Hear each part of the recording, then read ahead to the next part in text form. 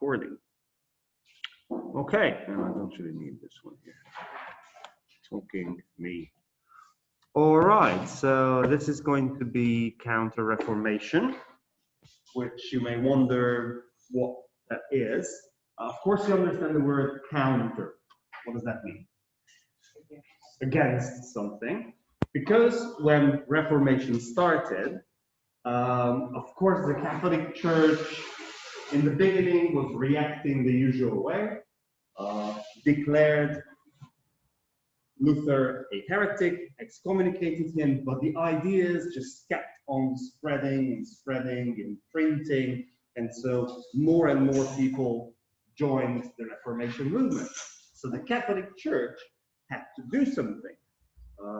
If there is competition, okay, in the business world, and if you lose your market, you need to do something. You need to market yourself.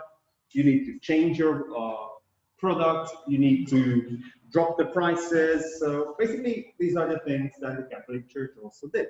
Drop the prices of the letters of indulgences and drop them all together after a while.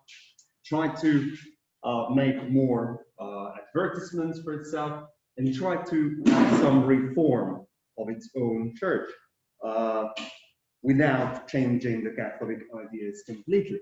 So the Counter-Reformation is basically a reaction to the Reformation movement, to the movement started by Luther and Calvin and other reformers, so that Protestantism doesn't take away all the believers from the Catholic Church. It is also often called Catholic revival.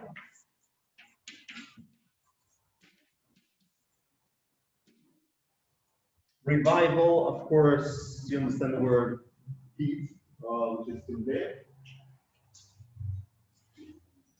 which means coming back to life, okay? After this big blow that Reformation delivered to the Catholic Church. So there has to be some kind of reaction, some kind of revival. And this had many forms. Sometimes it was quite aggressive. Sometimes it was in the form of wars and open hostilities. Sometimes it was a cultural debate. Sometimes it was politics. So there were many, many different forms of Counter-Reformation. Also, there was an artistic front line, so to say. The Baroque artistic movement appeared in this period, and that also underpinned, especially in church architecture, the grandeur of the Catholic Church, and this way they tried to battle the new movements, the new ideas of Reformation. Okay, so let's see how the Catholic Church tried to revive itself, and also how to battle Reformation. Again, if you have a look at the map, you can see that much of Europe is still Catholic, but here and there are Protestant movements. People convert basically to other denominations, and you can see that this is more the situation of the 6th, 17th century. You can see that Northern Europe, especially Scandinavia, completely turned to Lutheranism. It had some political reasons as well. Kings in that region realized that this can give them more independence from the Pope, and they were just basically seeking political independence, and that was a way to reach that. But you can see Calvinism also spreading here and there in Hungary, Netherlands, of course in Switzerland, but Scotland completely, and also these little dots. These are hundreds of thousands of French Calvinists, called the Huguenots, who also converted. So this becomes an increasingly big problem for the Catholic Church, so it has to do something. So the first major thing they wanted to do is discuss the whole matter. So a series of synods were called in the city, in the Italian city of Trent. In Hungarian, called Tridan. Now, what is a synod? You may remember from your previous studies. What is a synod? Or zsinat in Hungarian. It's basically a meeting, as it is said here, a meeting of the church leaders.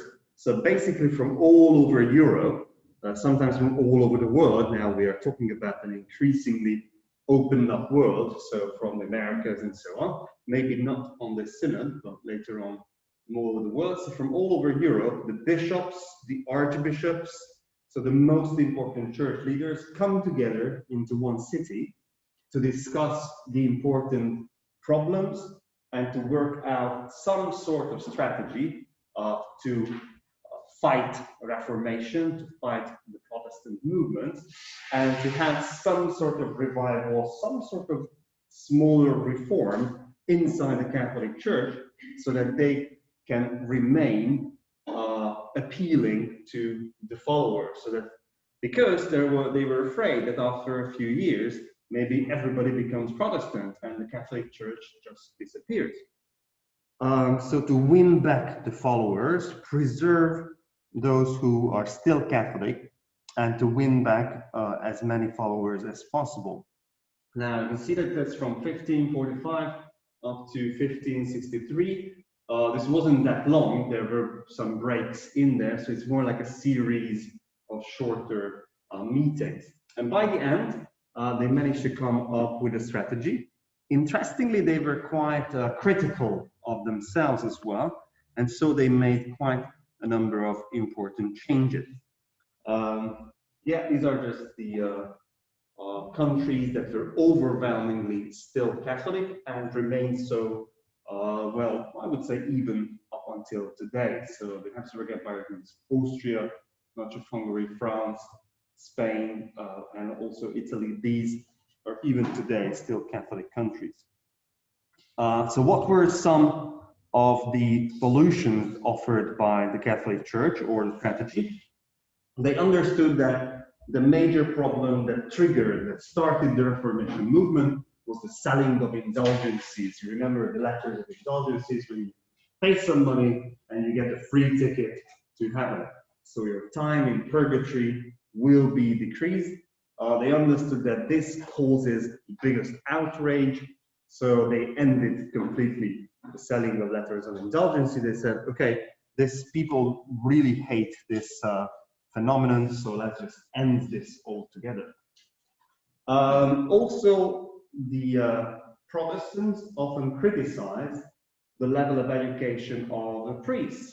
Catholic priests often were not really educated people. Very often they knew very little Latin, so they couldn't even understand the Bible itself. This was one of the reasons why Luther said we need the Bibles translated so that the priests can also understand it. Because sometimes in smaller villages there was a priest who couldn't really speak Latin. So the Catholic Church decided that the level of education should be developed. So the priests should be more educated in a way to fight Protestantism on an IQ level, so with the intelligence of priests.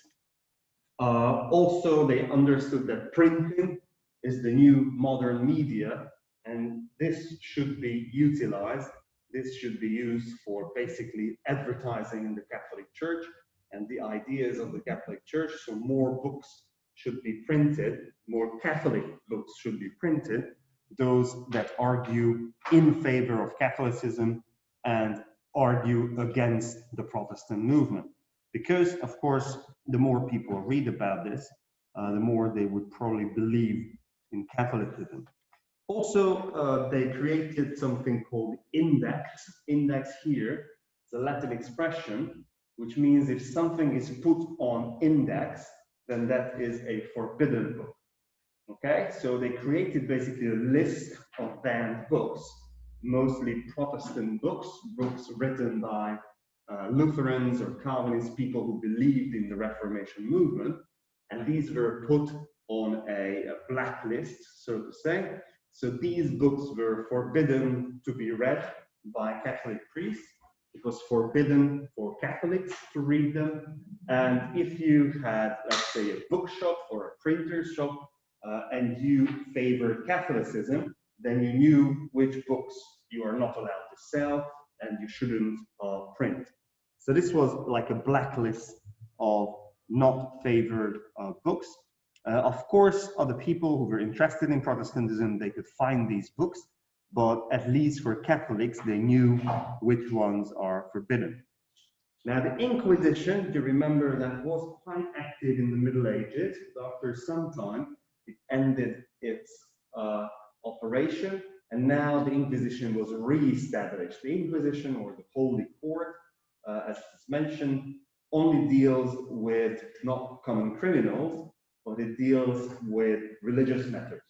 So it tries to decide if a scientist or a preacher is a heretic, and if the person is found to be a heretic, then that person is excommunicated or tortured or burned, killed. So the Inquisition reinstituted its functioning. That is more like the fifth part of the strategy. And of course, the church increasingly supported the new art style, the Baroque, which we may probably talk about towards the end. Okay, so now this looks like an impressive strategy, something that might work with intellectual part, with the books and printing more, and developing the education of the priests, with artistic appearance of the church, and so on, and also the Inquisition, which is quite an aggressive institution. It may work out. What is for sure is that the Catholic Church managed to keep its positions. So it lost millions of followers, but those who remained, they remained in the Catholic Church. So not a lot of people swapped religion after the end of the 16th century. Now, we also have to mention the Jesuit order, which was established by Ignatius de Loyola, was a Spanish soldier originally, so he was not a priest or a monk, but he was a soldier, and he got wounded in battle, and after that he turned towards religion. He believes that the old monastic orders, like the Benedictines or the Franciscans, the Dominicans, and so on, they are too old-fashioned. They are from the Middle Ages.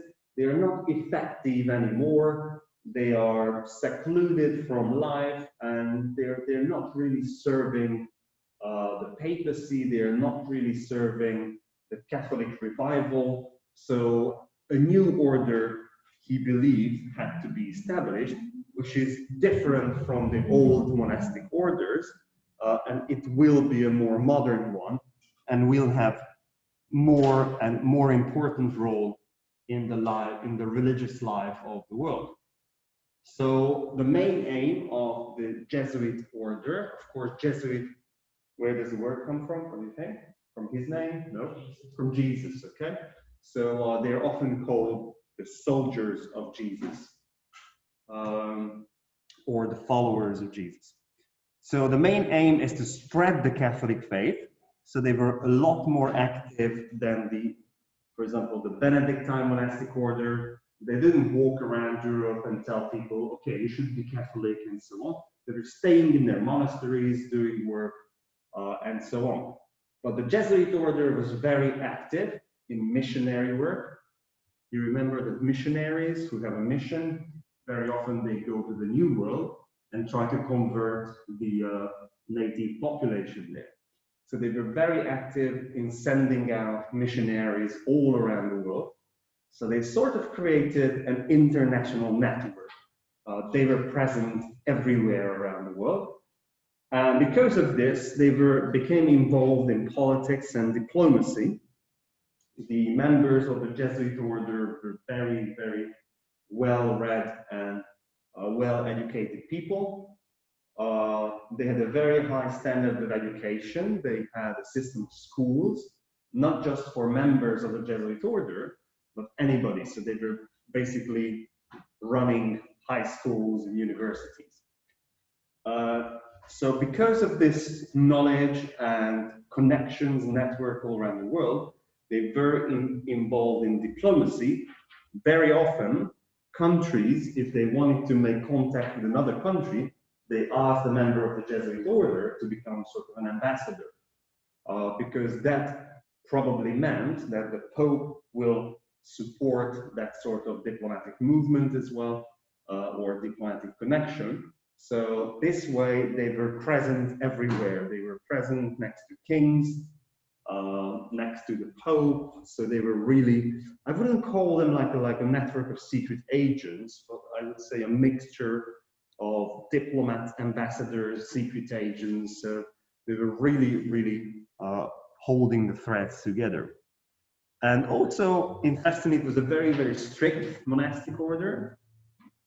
No corruption or money collection or anything like that was out of the question. They were not allowed to handle any sort of money. They had to have a very Puritan life, very simple clothing. And it was very strictly organized. It was almost like an army, which is no surprise because the founder, Ignatius de Loyola, comes from a military background. So he adopted this in the life of the Jesuit order. And even today, the Jesuit order is active. So they have schools even in Hungary. And throughout the centuries, because they had such a high standard of education, very often even people who were not Catholic, they send their kids to Jesuit schools because the education was just so good there.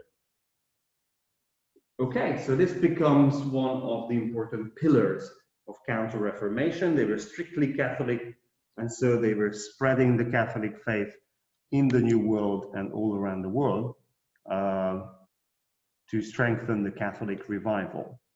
Now, Europe became deeply divided along religious lines.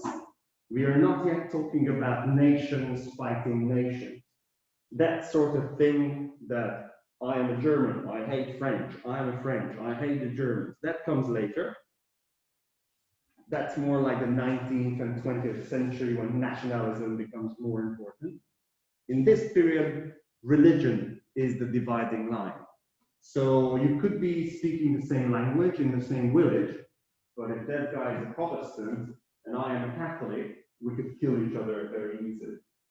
So this led to a number of wars, something that Luther didn't really want to happen, but it happened because people started to, create tribes.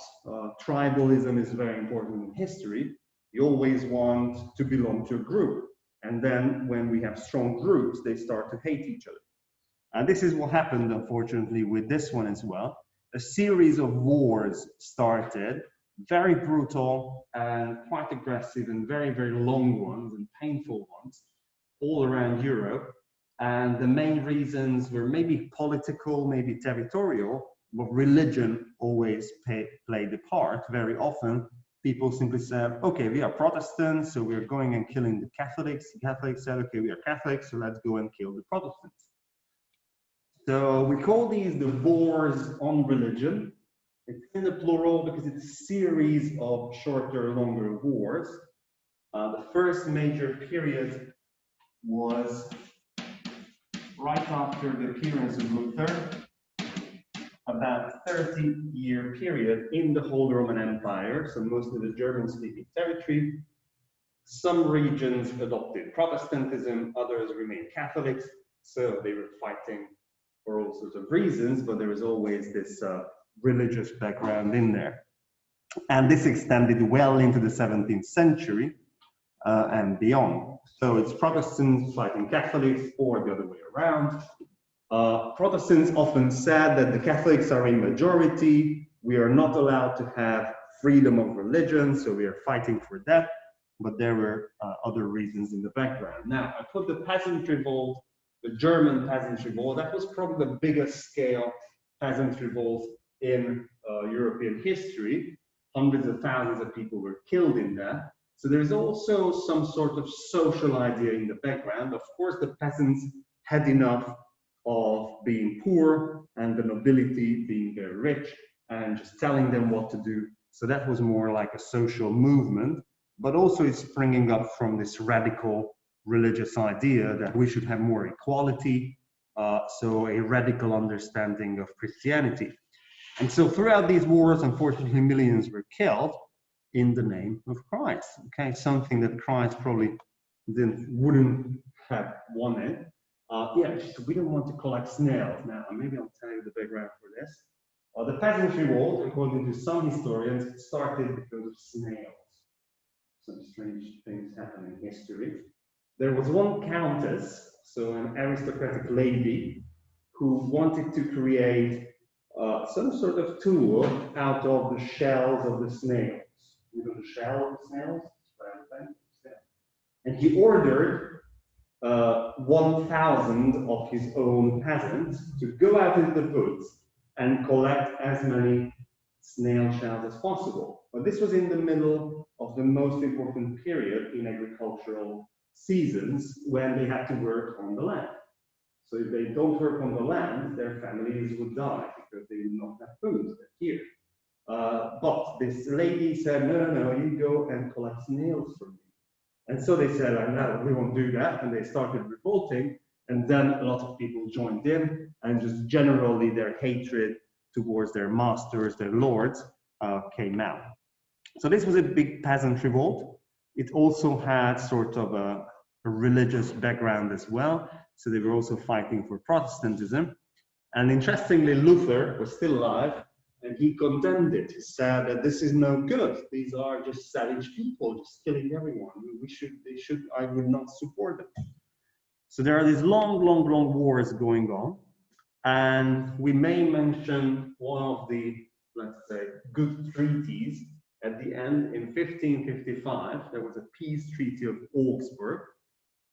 And in this peace treaty, an idea was put forward that, okay, we are Catholics, you are Protestants, we should get along somehow. We shouldn't just kill each other. We should accept one another. But if we just let anyone do anything, that would be chaos. So what we will do is to restore the social feudal hierarchy, that the nobility and the leaders are important, the peasants should, keep quiet. We adopt the idea in Latin, cuius regio, eius religio. You probably understand from English the word region, and you probably understand religion. So this basically means who has the region has the religion. So that means different princes and different aristocrats led different areas in the whole Roman Empire. Whatever the religion of the leader, the peasants, the serfs have to follow them. Okay? So the lord or the prince can choose the religion of the peasants. So if one village belongs to, let's say, Prince Münchhausen, and if Prince Münchhausen is Protestant, let's say Lutheran, then everybody in that village, because the village belongs to him, has to follow Lutheranism. So this could bring back order, maybe. And this way, also Protestantism could flourish and spread. And you can see from the red patch, much of today's Germany, at the time called all the Roman Empire, became Lutheran. Only the southern Bavarian and the western, the Rhineland regions, remained Catholics. Now, this didn't really mean that this division ended, this hatred ended.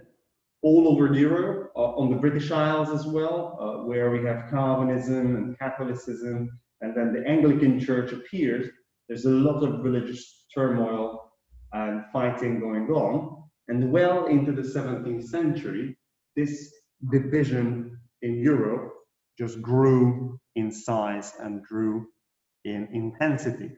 Now, just one example of the many clashes between Protestants and Catholics is famously the Night of St. Bartholomew.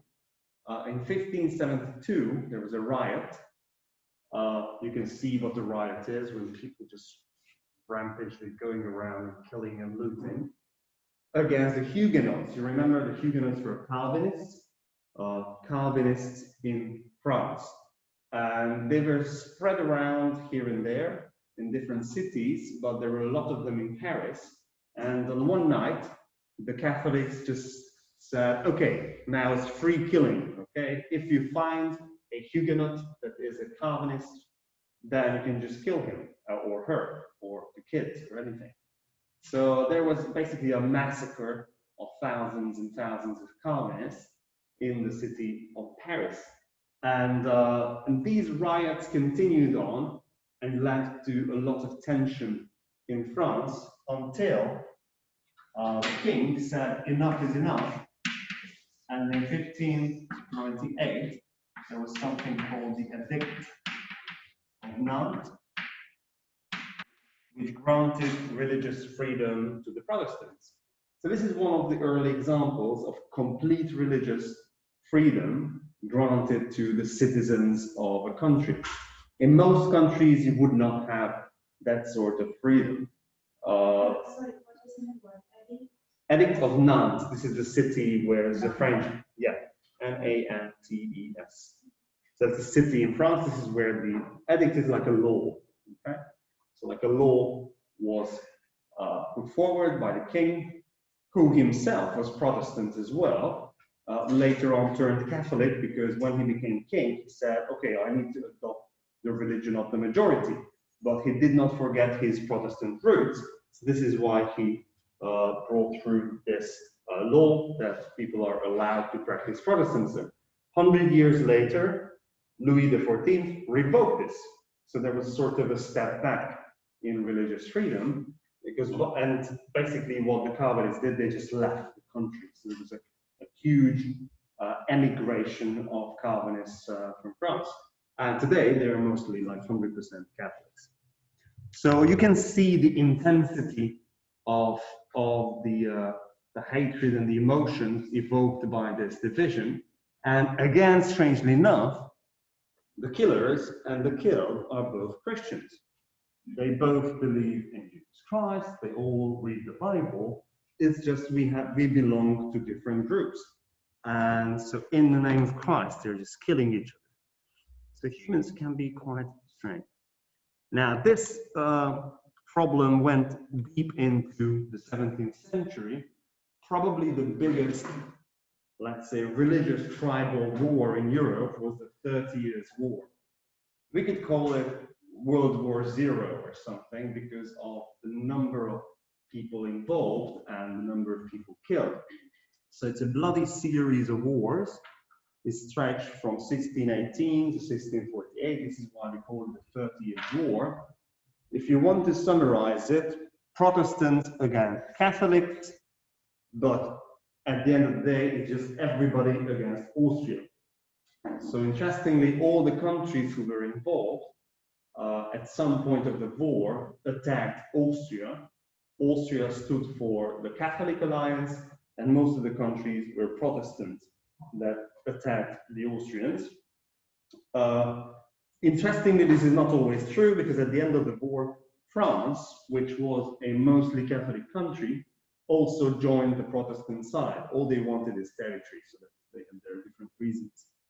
So there's a lot of very long and very devastating and very brutal war. About a third of the German population was killed in these series of wars. Not just because of the killings that happened, very often, not just the soldiers, but civilians were killed just because you're a Protestant, so we kill you, or you're a Catholic, now we are the winners, so we kill you. So a lot of villages and civilians were just simply killed. But also, in times of war, food is very scarce. So again, a lot of people died because of starvation, because the wars dragged on very long and people couldn't really produce food. Eventually, there's a huge peace conference in Westphalia, in two smaller towns in Westphalia, which is an area in the whole Roman Empire. And that becomes an important point in European history because most of the European countries came together. So it's like a pan-European and all-European gathering, and they settled most of the problems, most of the troubles that were there in the 30 Years' War. And I wouldn't say that brought peace to Europe, but that settled a number of the problems that they were fighting for in the 30 Years' War. Again, because of religion, of course, political reasons or power struggle or for territories, but the background, the ideological background was interestingly this division in Christianity. So it's basically everybody against Austria. It had different phases. It had 5 major phases. Sweden was involved Denmark was involved, the Czechs were involved, this is where it started, France was involved. So not a lot of different countries, but the fighting took place mostly in the German-speaking territories, Austria, Bohemia, Denmark, so you can picture this is the German area, the whole Roman Empire. So this is why they were devastated so much. So a lot of the population died in this one. The Westphalian Treaty, a big diplomatic meeting of all of Europe. Two countries, we may just highlight two countries, the Netherlands and Switzerland. These were two countries that gained independence sometime before this, but they were not recognized by the European countries. But in this big diplomatic meeting, when all the representatives of Europe were present, they signed a treaty which recognized that the Netherlands is an independent country and we accept that, and Switzerland is an independent country and we recognize that. So for these two countries, this was a big victory, so to say. And basically, gradually, decade by decade, the Protestants were accepted by the Catholics. This still caused major fightings in Hungary as well. We will see that in Hungary, this became an important issue and dividing line between pro-Habsburgs who were Catholics and anti-Habsburgs who were typically Protestant. And basically we had to wait until the 18th century, especially the end of the 18th century, when this sort of thing disappears more or less. With Enlightenment, people become more secular, not so religious, not so fanatically following their religion. Religion becomes more of a private thing and not a political matter. And basically the beginning of the 19th century, wars will not be fought for religious issues, but more for territory as usual, or nation against nation. So for nation states, basically, or against tyrannical rulers, or things like that. So this Protestantism thing disappears gradually as a driving force of conflict. But in the 16th, 17th century, this was always the key issue that people were fighting for. So Luther, had he seen what he started out, what he caused, would have probably been quite upset, because this is not what he wanted. He just wanted a little bit of a change, but he started a movement that divided Europe for a very, very long time. Okay, and we may just mention Baroque style, which is part of the Catholic revival movement. And it's basically the most important idea. We had some presentations about Renaissance, but may or may not remember, Renaissance was a rebirth, revival, rebirth of the ancient ideals, Roman and Greek culture. And it was mostly centered around humanism, so that human beings are in the center of attention, but still there are a lot of religious themes and topics. Also harmonious, calm, majestic. The Renaissance is quite different from the Baroque style. Baroque style is concentrating more on energy, on decoration, on trying to dazzle the viewer, trying to show as much, basically, information for the viewer as possible. So in a way, it's a little bit unsettling, and so it's not the calm, harmonious way as the Renaissance paintings or buildings or statues look. So the Baroque became the prevailing style in the late 16th, 17th century. So mostly church buildings is where you can see the style appearing, but also castles. So the castles built in this period are really showing this big splendor of the Baroque style. So we'll see some examples of this. Of course, it's motivated by the Catholic revivals. It would like to show the power of the church as well, to dazzle the followers. If you go into a Baroque style church building, then your feeling should be, wow, okay? It's a lot of decoration in there, gold and marble, a lot of small statues, and everything seems to be in motion. So nothing of the clarity of Gothic or Romanesque or Renaissance harmonious style, but there's a lot of things going on. There are curves, and so it's not that easy to take in. So the easiest thing to recognize is the abundance of marble and golden decorations. So for example, if you go into, let's say, the Basilica in Esterbo, can you picture that for us? Okay, so there's a lot of decoration, a lot of statues, a lot of golden marble. That's a typical example of a Baroque style building. I would say in Hungary, we don't have a lot of Renaissance buildings. Gothic, not so much. So the majority of the surviving church buildings are very much in the Baroque style. So that becomes quite prevailing in Hungary as well. And so just in the remaining few minutes, I would like to show you a video about, so it's not just church buildings, but of course other buildings as well, like castles. They again show the splendor of, well, this is going to be, so we'll just watch a short video, watch this next time, about Versailles, what it looked like, how amazing it was. And it really is probably the best example of Baroque architecture.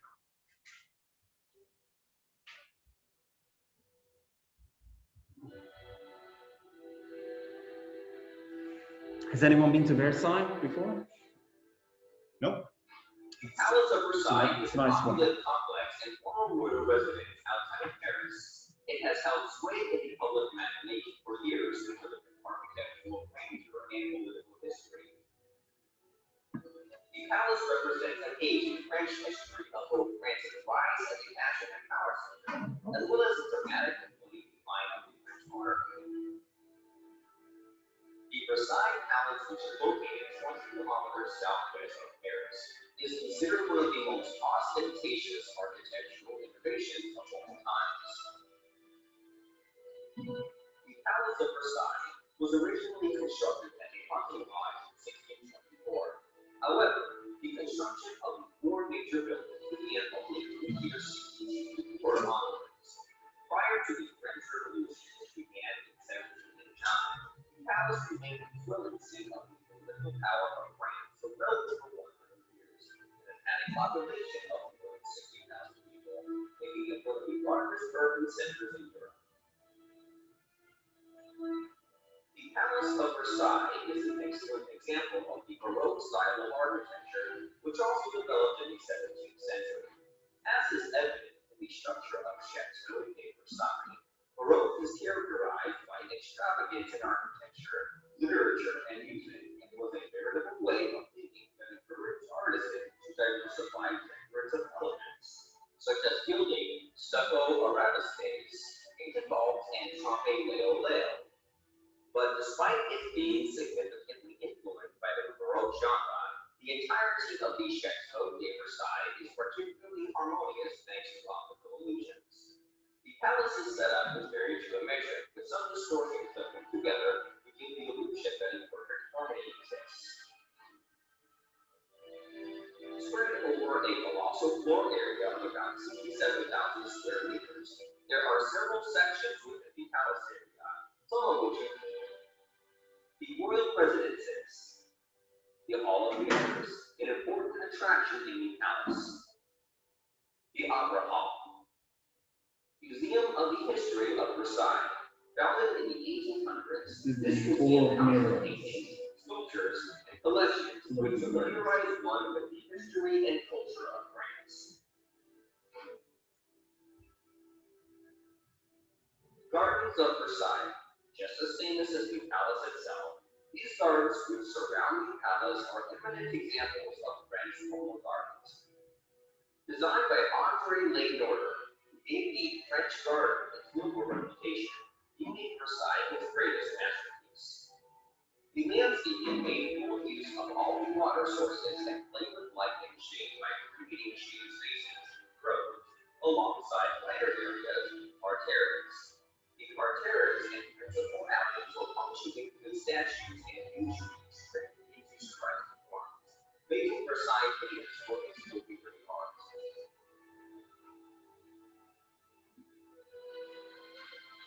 Today, Versailles is one of the most visited sites in France. Visitors are drawn to its architectural grandeur, stunning gardens, and its sense of history. A visit to the Palace of Versailles is one of the best places to experience French culture and its rich architecture. Okay. All right, very good. So probably, as was mentioned, the best example of Baroque architecture. You could get a feeling of, yeah, immense, extravagant decoration. So just to show the power here of the king, but also of Catholic ideology as well, because of course the French king was Catholic as well. Okay, very good. So we'll stop here and there. And so next time we may just have a look at Baroque a little bit more closely. Okay? All right, so that's the end for today.